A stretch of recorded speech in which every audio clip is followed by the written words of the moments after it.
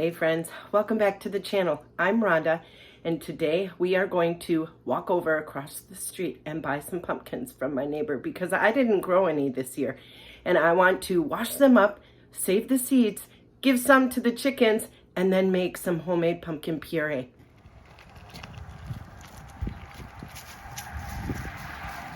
So I am going to grab both these green ones and 3 or 4 of these orange ones.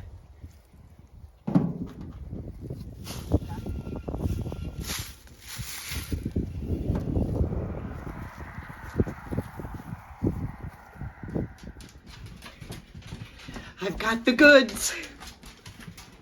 The first thing we're gonna do is we are going to take our pumpkins and we're gonna give them a good rinse off. Make sure all that dirt comes off. Then once you are done washing your pumpkin, you are gonna wanna take it and cut it in half. Don't throw away the seeds because we can make pumpkin seeds with them.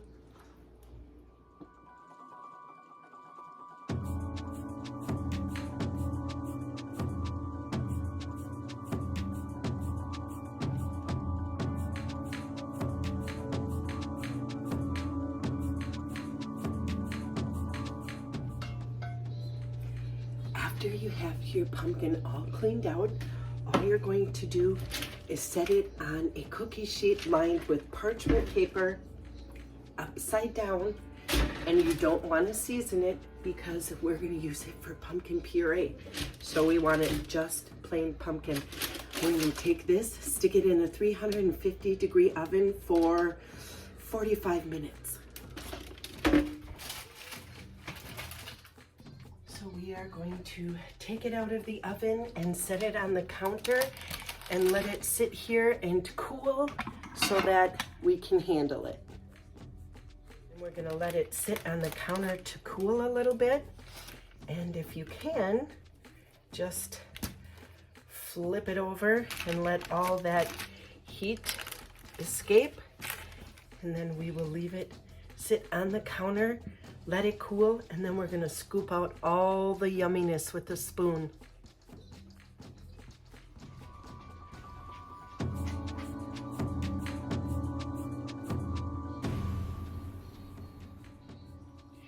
The pumpkins are cool enough to handle, so all I'm doing, there was a lot of liquid that gathered, so I am just gonna scrape all the pumpkin meat off of the skin of the pumpkin and put it in this strainer and just let it drain over my sink for a little bit, because I'm gonna put this pumpkin meat in a bowl and just mix it up with my hand mixer so it turns into a real fine puree. And then I'm just gonna throw it into a freezer bag, and that is how I am going to store it. I'm not going to can it or anything like that. I'm just gonna throw it in a bag and freeze it, and there you have pumpkin puree on hand for when you want to cook some pumpkin bread or a pumpkin pie or some muffins or, you know, a fun dessert, and then you have it on hand. So I will just finish scraping this meat out and let this drain a little bit. Let me bring you down, maybe you can see. It's kind of, look at how, see how wet it is? So I'm just going to let that drain a little bit. Here I am just moving the pumpkin meat around, pushing out the water, and it gives me a chance to pick through it and find any random seeds that were left behind. I do this 3 or 4 times in a 20-minute time frame.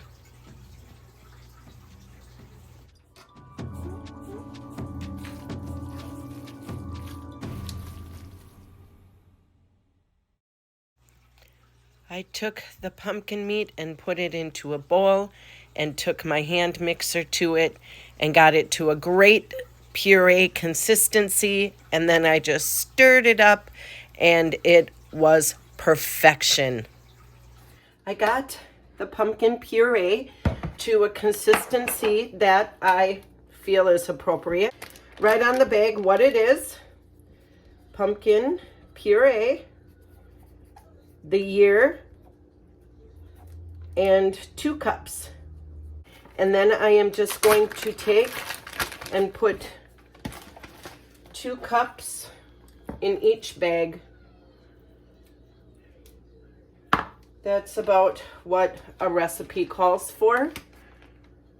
And then if I have any left over, oh, it's so thick, it won't even come out of the cup. If I have any left over or it's too much, I will throw it in some oatmeal or a fun little treat.